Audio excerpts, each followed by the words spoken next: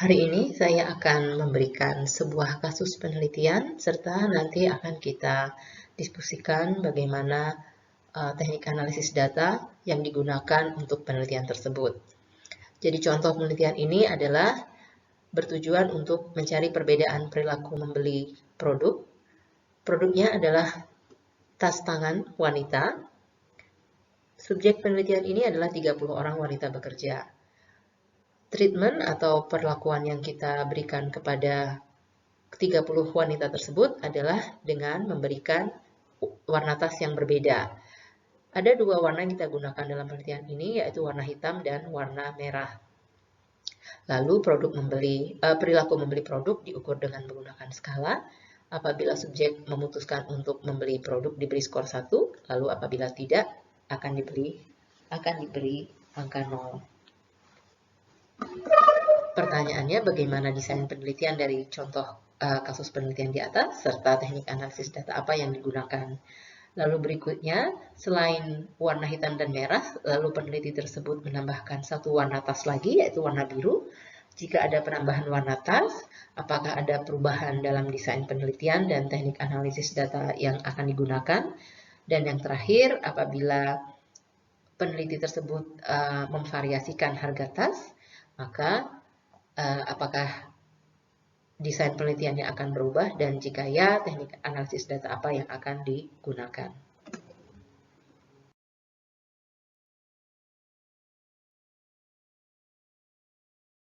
Sebetulnya tidak ada satu jawaban yang strict ya, harus itu jawabannya, tapi itu tergantung dari bagaimana cara kita mengambil data, lalu bagaimana desain penelitian kita. Misalnya seperti ini, ketika kita hanya punya satu kelompok dengan desain one shot case study seperti ini, jadi tidak ada pretest, langsung perlakuannya pun itu kedua tas tersebut langsung diberikan kepada subjek penelitian kita. Lalu setelah kedua tas ini itu kita berikan kepada subjek, langsung diukur bagaimana, apakah akan membeli produk tersebut atau tidak. Nah, ketika rancangan eksperimen kita itu seperti ini, maka yang akan digunakan adalah chi-square. Lalu apabila tidak ada kelompok pembanding dan juga tidak ada pretest, lalu bagaimana kita bisa melihat ada perbedaan perilaku membeli atau tidak pada subjek penelitian kita. Nah, kalau seperti ini yang akan kita bandingkan adalah dengan populasi di mana subjek tersebut diambil. Lalu rancangan berikutnya, ini adalah one group pretest post-test design. Jadi ada dua kelompok data maksudnya. Jadi ada data pretest dan ada data post-test. Nah, kalau rancangannya seperti ini, yang pertama kali kita berikan kepada subjek adalah warna merah. Lalu setelah diperlihatkan warna merah, kita ukur perilaku membelinya. Lalu setelah diukur, kita tunjukkan lagi tas warna hitam. Lalu setelah itu kita ukur lagi perilaku membelinya. Nah, kalau untuk yang seperti ini, apabila data yang kita peroleh itu data berbentuk nominal atau ordinal, jadi misalnya kalau kita tanya, Anda akan membeli produk ini atau tidak, kalau mereka menjawab ya, berarti skornya 1. Namun kalau misalnya dia jawab tidak, itu skornya 0, kita akan menggunakan teknik sign test atau Wilcoxon sign test. Jadi non-parametrik.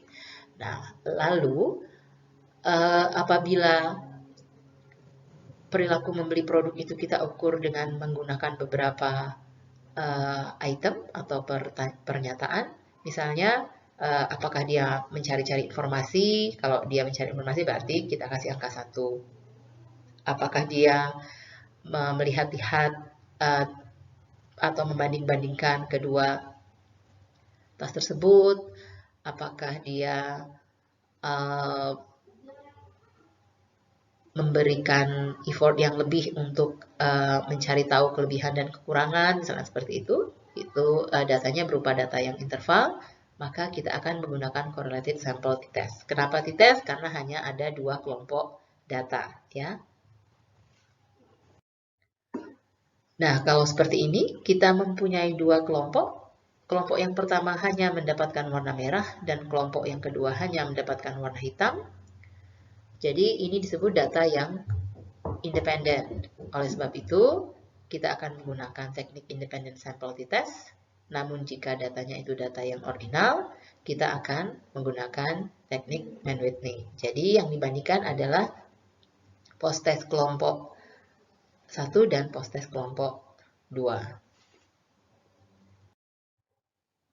Yang berikutnya ada tambahan warna biru. Ketika tambahan warna biru itu dengan kita memberikan perlakuan masih sama seperti yang dua warna, kita masih menggunakan chi-square. Jadi data ini akan kita bandingkan dengan data dari populasi.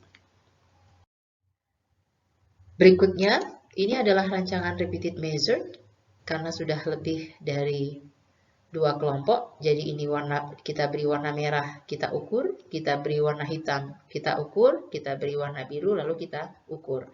Dan ini hanya berasal dari satu kelompok eksperimen, ya.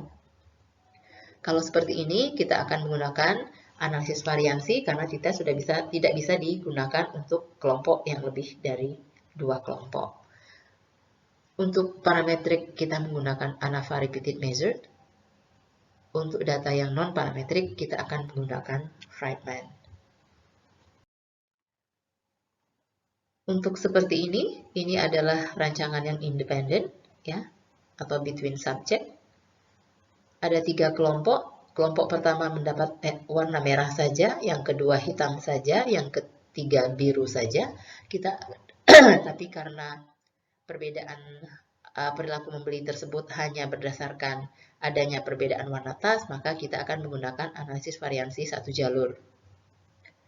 Untuk teknik non-parametriknya, itu kita menggunakan Kruskal-Wallis. Apabila kita menambahkan satu variabel lagi, yaitu harga tas, lalu harga tas tersebut kita variasikan menjadi harga yang mahal, sedang, dan murah. Jadi warna merah, tas warna merah itu ada harga yang mahal, sedang, dan murah. Begitu juga tas warna hitam, begitu juga tas warna biru. Kita akan menggunakan teknik analisis variansi 2 jalur. Kenapa 2 jalur? Karena variabel bebas di dalam penelitian ini ada 2, yaitu warna tas dan harga tas. Nah, untuk yang teknik non-parametrik, kita akan menggunakan Cochrane. Demikian penjelasan singkat dari saya. Untuk diskusi lebih lanjut, nanti akan kita lakukan pada Google Meeting. Terima kasih. Wassalamualaikum warahmatullahi wabarakatuh.